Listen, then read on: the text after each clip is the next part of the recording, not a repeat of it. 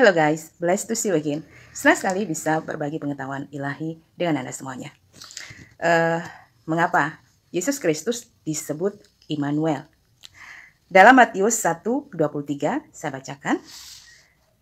Sesungguhnya anak darah itu akan mengandung dan melahirkan seorang anak laki-laki, dan mereka akan menamakan dia Immanuel, yang berarti Allah menyertai kita.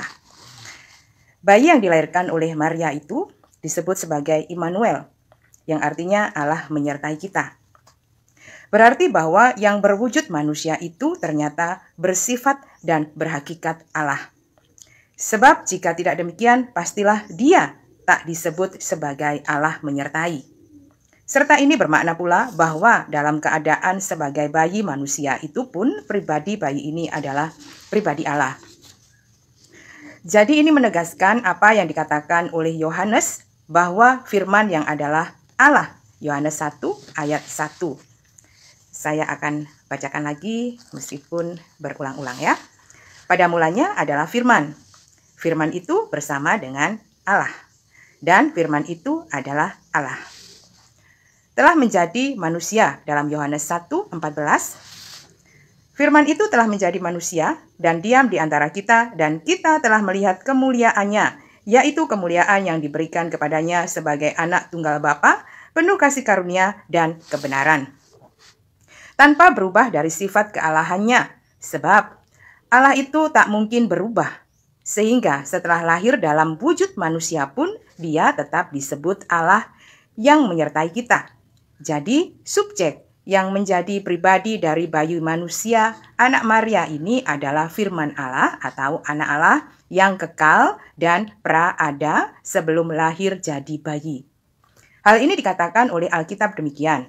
Allah mengutus anaknya, yaitu firman-Nya yang praada itu, dari seorang perempuan bernama Maria. Dalam Galatia 4 ayat 4, saya bacakan. Tetapi setelah genap waktunya, maka Allah mengutus anaknya yang lahir dari seorang perempuan dan takluk kepada hukum Taurat. Jadi keilahian yang praada dari firman Allah yang tertulis dalam Yohanes 1 ayat 1 itu, atau anak Allah dalam Galatia 4 ayat 4 itu, tak hilang dan tak berubah ketika dia nuzul sebagai bayi. Nuzul biasa digunakan dalam terminologi Islam yang artinya turun ya. Karena Allah ataupun kalimatnya memang tak pernah berubah. Demikian firman Allah itu tetap Allah sebelum turun, ketika dikandung, dan setelah dilahirkan oleh Maria sang perawan dalam wujud baru yang dikenakannya itu, karena dia telah mengambil rupa menjadi sama dengan manusia. Saya bacakan dalam Filipi 2 ayat 7. Melainkan telah mengosongkan dirinya sendiri dan mengambil rupa seorang hamba dan menjadi sama dengan manusia. Karena manusia itu dikenal melalui hakikat pribadinya dan bukan hanya melalui bentuk raganya, demikianlah Maria itu tidak hanya mengandung raga seorang bayi manusia saja, namun mengandung bayi yang memiliki hakikat pribadi firman Allah yang bersifat Allah, yang mengenakan dan mengambil raga bayi dari ovum Maria.